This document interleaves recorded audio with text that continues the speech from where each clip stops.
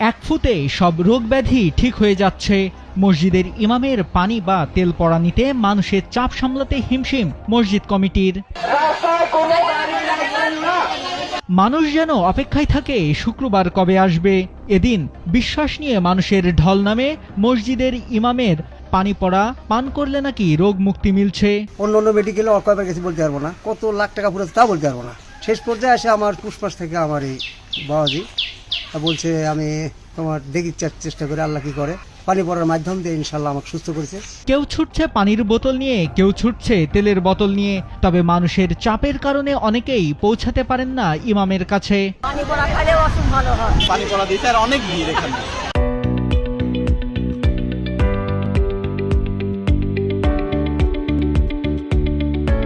বিশ্বাসে মিলাই বস্তু, এই প্রবাদটিই যেন বাস্তবের মিলছে এখানে। এই বিশ্বাস ঘিরেই মসজিদের সামনে উঠেছে ছোট ছোট চা পানের দোকান। বিক্রি হচ্ছে তেল ও পানির জন্য কাচের গ্লাস।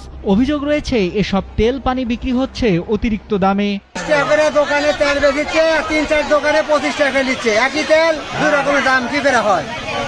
আর কোনো প্রতিবাদ করার তো লোক নাই। নাটোরের নলডাঙ্গার ঢেউখালী বাইতুল নূর জামে মসজিদের ইমাম তেল পড়া ও পানি পড়া দিচ্ছেন। তিনি কাউকে দাওয়াত দেননি, মানুষ নিজ ইচ্ছায় সেখানে যাচ্ছে। পানি পড়া নিতে কোনো টাকা লাগে না জানিয়ে ইমাম জানান, যারা নামাজ পড়বে ও কোরআন বিশ্বাস করবে তারা পানি পান করবে। আমি কাউকে কি দাওয়াত দিছি যে আপনারা আসেন? যার মন চাবে সে আসবে, তাই না কাকা? যার মন চাবে না সে আসবে না। এখানে তো আমরা কোনো টাকা পয়সা লি নাই, মানুষকে দাওয়াত দিচ্ছি এই যে নামাজ পড়েন এবং পানি খান, আর আল্লাহ পাক ভালো করবে, এটা হলো আল্লাহ পাকের নিয়ামত। যে ভালো হবে সে নিয়ামত পাবে, যে ভালো হবে না নিয়ামত পাবে। ইমামের পানি পড়া পান করে কোনো কাজ হয়নি বলে জানান নলডাঙ্গা উপজেলা জামায়াতে ইসলামীর সমাজ কল্যাণ বিষয়ক সম্পাদক মোহাম্মদ আব্দুর রাজ্জাক। রোগ ভালো হচ্ছে না, আপনার কি রোগ হয়েছে তা বলে দিন। আমি অসম্ভব, গায়েবের কথা তো কোরআন হাদিসে কোথাও নাই। কোরআন গায়েব জানে একমাত্র আল্লাহ, কোনো মানুষ তো গায়েবের কথা বলতে পারবে না। বলছে আপনি বিশ্বাস না করলে চলেন। গেলাম, আমাকে বলছেন যে আপনার কি সমস্যা।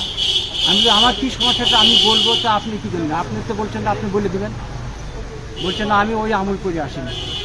এর আগেও বিভিন্ন জেলায় এ ধরনের ঘটনা ঘটেছে জানিয়ে নলডাঙ্গা কেন্দ্রীয় জামে মসজিদের খতিব ডক্টর মোহাম্মদ ফজলুর রহমান বলেন, এটা বিশ্বাস করা ইমানের পরিপন্থী। সাধারণ লোকজন বুঝে না, প্রতারিত হচ্ছে। এটা নিছক কুসংস্কার, এটা বিশ্বাস করা ইমানের পরিপন্থী। এবং এটা অনেক জায়গা হয়েছে, রায়নগর হয়েছে, ঝিনাইদহ হয়েছে, এগুলো টিকে না। কোরআন হাদিস দৃষ্টিতে এগুলো চলে না, নাকচ। এটা অবৈধ করতেছে লোকজন, হয়তো এই ব্যাপারে ভালো বুঝে না, প্রতারিত হচ্ছে। এখন আমরা বলবো এটা ঠিক না। ঘটনায়